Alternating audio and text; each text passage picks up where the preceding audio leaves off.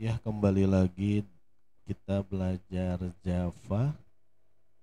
Di bab satu ini tentang memulai pemrograman Java, sebagian besar tentang teori biar lebih mendalami tentang Java.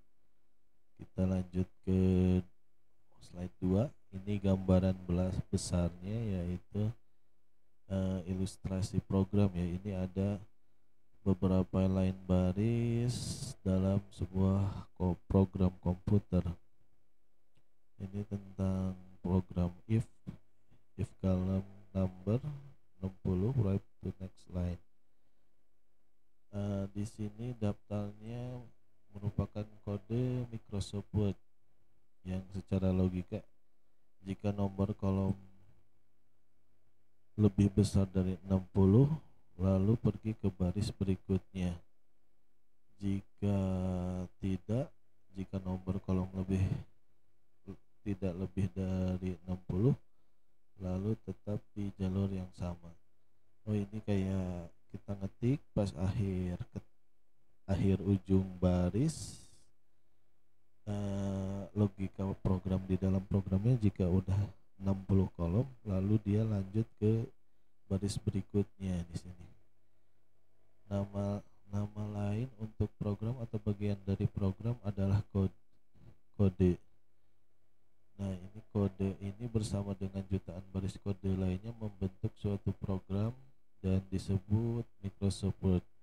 Ini gambaran besar tentang program ya. Lanjut slide 3.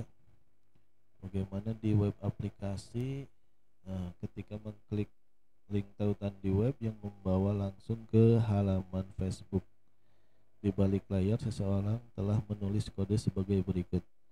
Oh, ini semacam apa? Pemrograman HTML ya. Link href http Facebook dengan tautan Facebook. Dengan satu atau lain cara seseorang harus menulis sebuah program. Seseorang itu disebut programmer. Ini contohnya Notepad Plus. Kita coba Notepad Plus ini, kita coba ini kode HTML seseorang. Kita coba ke sini, kita paste, kita save sebagai kode HTML.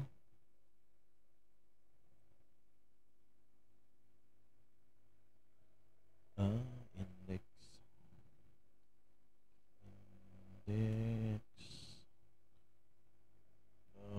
.html. Nah, ini berubah ya penyorotan sintaknya karena Notepad Plus udah ada pluginnya buat HTML.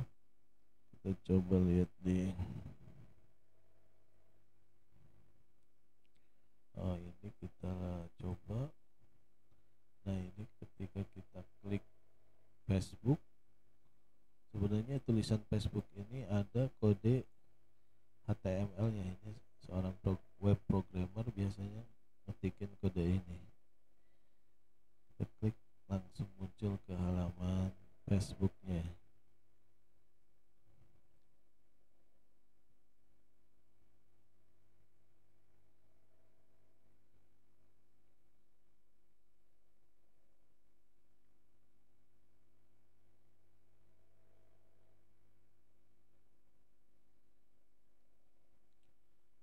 Kita lanjut slide keempat. Ini memberitahu komputer apa yang harus dilakukan. Di sini contoh program di mana jika seseorang menyentuh golden ring, dia mendapatkan poin 10. Nah, orang yang menulis program memiliki keterampilan dan memiliki dua kualitas penting, yaitu mereka tahu bagaimana memecah masalah besar menjadi prosedur langkah demi langkah yang lebih kecil. Pemecahan masalah besar menjadi langkah-langkah yang kecil. Mereka dapat mengungkap langkah-langkah ini dalam bahasa yang tepat. Nah, bahasa untuk menulis langkah ini disebut bahasa pemrograman. Java hanyalah salah satu dari beberapa ribu bahasa pemrograman yang ada dan berguna. Dan ini sejarah Java ya, Java Gosling dan lainnya di Sun Microsystem menciptakan Java pada awalnya hingga pertengahan 90-an, dan tahun 2010 Java menjadi bagian Oracle Corporation sebagai bagian dari akuisisi Sun Microsystem oleh Oracle. Kita lanjut ke slide berikutnya. Ini ada beberapa kode dalam bahasa lain ya. If column number ini Visual Basic, gak ada kurung awalnya. Ini COBOL huruf besar semua ya. If column number prinsipnya hampir sama. Ini bahasa Fortran apa disebutnya Fortran ya. If ini satu baris lain ya. Bahasa komputer bisa sangat berbeda satu sama lain, tetapi dalam beberapa hal semuanya sama. Menulis seperti if column number menjadi alam kedua. Oh, ini alamnya Java. Terus kita lanjut dari pikiran ke prosesor komputer. Saat Anda membuat program komputer baru, Anda menyelesaikan proses multi langkah. Proses ini melibatkan 3 alat penting, yaitu kompilator menerjemahkan kode Anda menjadi instruksi yang ramah komputer, tidak ramah manusia. Kedua, mesin virtual mengikuti instruksi yang ramah komputer. Ketiga, antarmuka pemrograman aplikasi. Ini IDA ya, antarmuka pemrograman aplikasi berisi kode pratulis yang berguna. Oh, API-nya kalau nggak salah, ini API-nya. Lanjut, menerjemahkan kode Anda. Di sini sebagian besar programmer, di sini di gambar pertama ya, komputer hanya mengerti 0 dan 1, tapi manusia tidak. Oh, ini seperti ini. Sebagian besar pemrograman Java menyebutnya bytecode. Saya sering menyebutnya sebagai file.class itu karena di Java bytecode disimpan dalam file bernama something or other.class. Ini tergantung nama Javanya ya, nama filenya. Untuk menekankan perbedaannya, pemrograman Java menyebut listing sebagai kode sumber. Listing 1.1. Oh, yang tadi yang if kolom 60 itu ya, dan mengacu pada 0 dan angka disebut kode objek. Oh, yang ini kode objek. Visualisasi hubungan antara kode sumber dan kode objek ya, yang ini. Oh, Java source file .java di compiler menjadi objek file .class, disebut juga bytecode. Komputer mengkompilasi source code untuk membuat objek code. Untuk membuat objek code, komputer menggunakan perangkat khusus yang disebut compiler.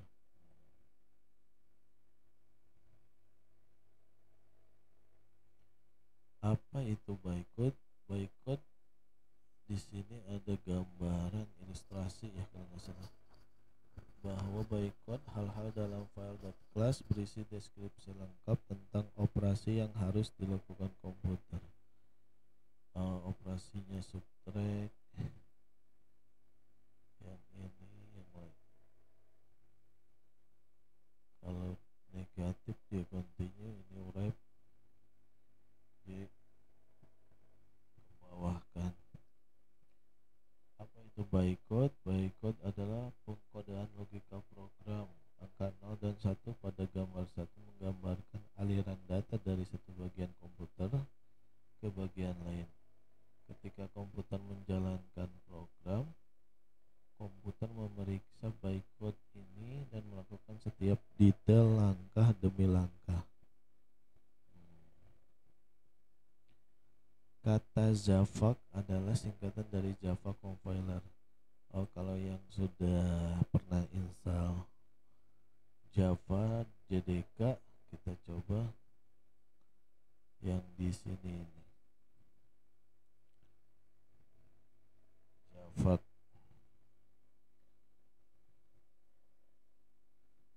Nah, ini Javac, yaitu Java Compiler. Ini buat mengcompile ya, perintah mengcompile, menjalankan kode. Nah, ini bagian menjalankan kode. Di sini komputer mengumpulkan file bytecode. Di sini berupa kode 0101 biner ya. Get column number from memory, get 60. Ini ada instruksi-instruksi dari atas ke bawah. Dan gambar keduanya bagaimana komputer menjalankan sebuah Java program. Si komputer hanya bilang ambil perintah pertama dari gambar 1.3. Oh, ini perintah pertamanya ya, get column from memory ya. Sebuah perangkat lunak khusus menjalankan instruksi pada gambar 1.4. Oh, ini perangkat lunak ini disebut Java Virtual Machine. JVM memandu komputer Anda melakukan eksekusi beberapa instruksi bytecode. Ketika Anda menjalankan program Java, komputer Anda benar-benar menjalankan JVM. JVM itu memeriksa bytecode Anda 0 demi 0, satu persatu, dan menjalankan instruksi yang dijelaskan dalam bytecode. Yang ini ya.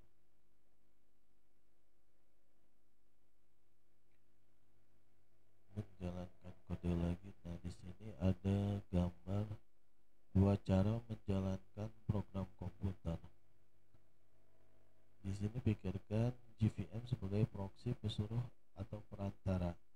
Dengan satu atau lain cara, Anda memiliki situasi yang ditunjukkan pada gambar ini. Di sisi A, ceritanya Anda dapatkan sebagian besar bahasa pemrograman. Komputer menjalankan beberapa objek code ya. Di sisi B, cerita dengan Java, komputer menjalankan Java Virtual Machine dan JVM mengikuti instruksi bytecode-nya.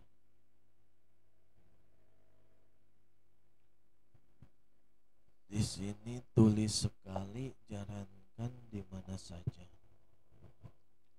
Java menjadi populer ini terjadi karena sebagian besarnya karena JVM ya. JVM itu seperti penerjemah bahasa asing, mengubah bytecode Java menjadi bahasa asli apapun yang dipahami komputer tertentu. Jadi jika Anda memberikan saya file bytecode Java di komputer Windows, JVM komputer akan menafsirkan file tersebut untuk lingkungan Windows. Begitu juga untuk Mac dan Unix. Kasih bytecode di Mac, ya lingkungannya untuk Mac. Unix, lingkungannya untuk Unix. Lihat lagi gambar 1.5. Nah, di sini ada objek code your computer. Tanpa mesin virtual, Anda memerlukan jenis kode objek yang berbeda untuk setiap sistem operasi.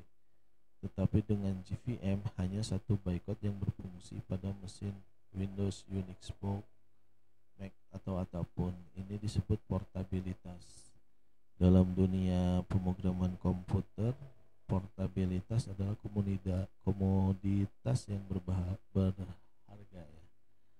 Orang-orang pemasaran di Oracle menyebutnya sebagai modul komputasi write once, run anywhere. Ya, tulis sekali, jalankan di mana saja. Ini cara yang bagus untuk membuat perangkat lunak. File Java java.exe berisi instruksi yang diilustrasikan sebelumnya pada gambar 1.4 instruksi dalam Java JVM. Ya, kalau yang sudah install JDK nanti biasanya kita jalankan perintah Java ya, Java terus diikuti file Java bytecode-nya yang udah dikompilasi sama Java. Biasanya misalnya hello world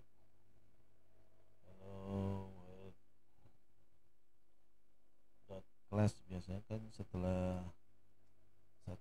dikompilasi nanti muncul ada dot class, tapi untuk menjalankannya dot classnya kita extensionnya jangan dibawa cuma nama filenya aja, nanti filenya akan jalan gitu.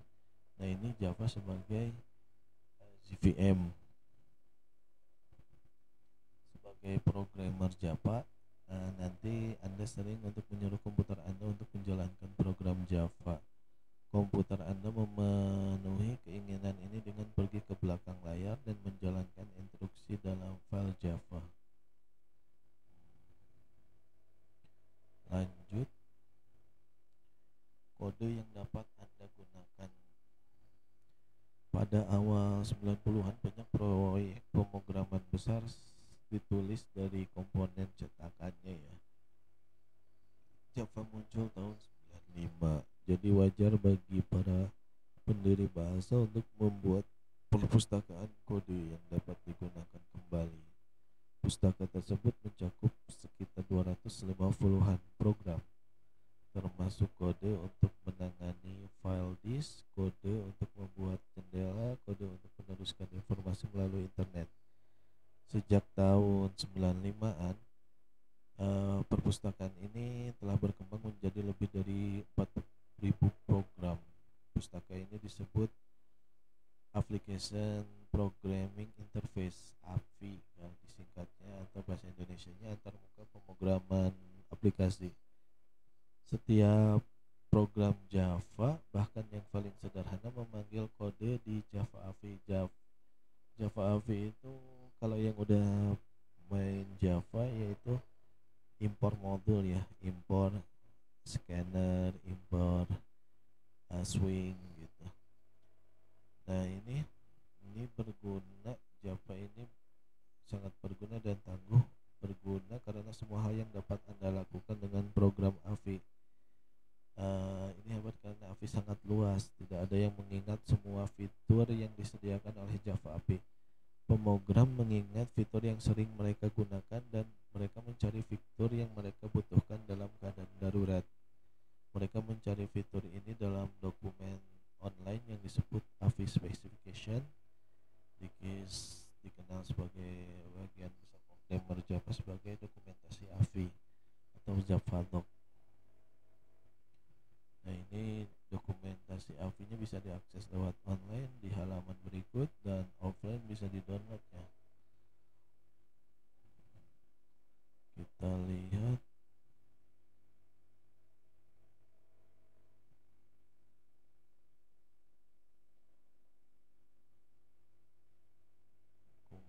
dokumentasi API.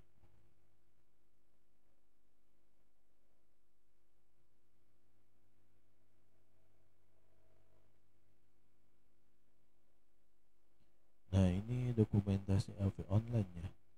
Biasanya kita coba cek scanner ya, scanner yang biasa inputan dari user, inputan keyboard dari user. Nah di sini kelas scanner itu dari modul java.base, paketnya Java util. Nanti ini modul dan paket dijelaskan. Ini kelasnya kelas scanner. Enaknya online itu kita bisa translate kode, nggak akan ke translate. Biasanya kalau translate kita kode juga ke translate, ini enggak ya, soalnya kodenya dipisahkan. Nah ini bisa kita lebih enak bacanya kalau ada istilah bahasa Inggris vocabnya yang belum kita ngerti ya. Di sini sini sebutkan cara pakainya, contoh-contoh cara pakai, dan di sini ringkasannya, ringkasan metode, banyak yang bisa dipahami lah. Terus kalau kita mau akses offline dengan downloadnya,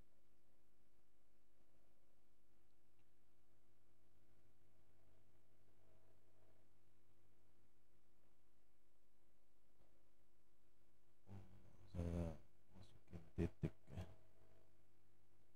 Nah di sini ada dokumentasi downloadnya, ini JDK-nya ya. Buat diinstal dokumentasi download.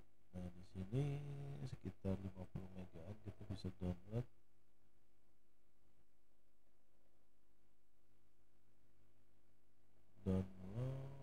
JDK-nya. Nah di dalamnya tentang dokumentasi AVI-nya. Ini perangkat pemrograman Java Anda. Ini perangkat pemrograman pertama memerlukan compiler Java, membutuhkan JVM, membutuhkan Java AVI, memerlukan akses ke dokumentasi Java AVI, dan memerlukan editor membuat program Java Anda.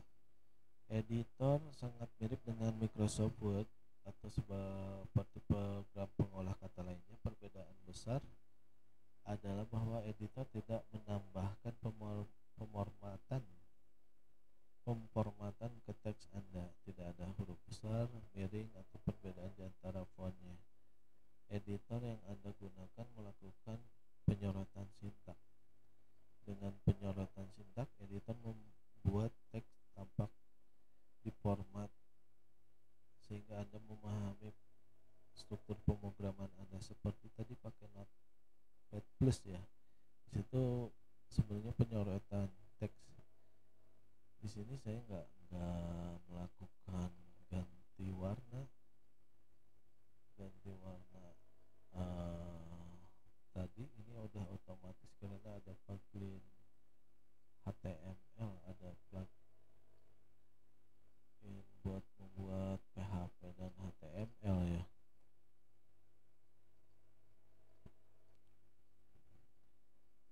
Editor yang Anda gunakan melakukan penyorotan sintak. Oh ya, sintak. Yang keenam ya. Anda memerlukan cara untuk mengeluarkan perintah. Ya, perintah buat seperti kompilasi program ini, jalankan JVM, jalankan program. Nah ini bisa dilakukan lewat editor atau command prompt yang tadi dijelaskan lewat command prompt ya. Yang ini kita bisa jalankan JVM-nya, kita bisa kompilasi. Tapi perbedaan dengan editor sama command prompt, kita harus, kalau command prompt kita harus ganti jendela, pindah-pindah. Kalau di editor lebih dimudahkan. Lanjut, alat untuk membuat kodenya. Nah ini untuk membuat kodenya seperti ngedit program, baca dokumentasi. Untuk perintahnya melalui satu antarmuka, yaitu antarmuka ini biasa disebut IDE ya, Integrated Development Environment. IDE biasanya membagi area kerja layarnya menjadi beberapa panel. Satu panel buat edit program, lainnya cantumin nama program, ngeluarin perintah, satu lagi menulis dan menguji program. Dengan IDE Anda tidak perlu khawatir tentang mekanisme pengeditan, kompilasi, dan menjalankan JVM. Sebaliknya, yang Anda pikirkan itu, yang kita pikirkan adalah logika penulisan programnya. Salah satu IDE populer dan dijalankan di buku ini yaitu IntelliJ ya. membacanya, dan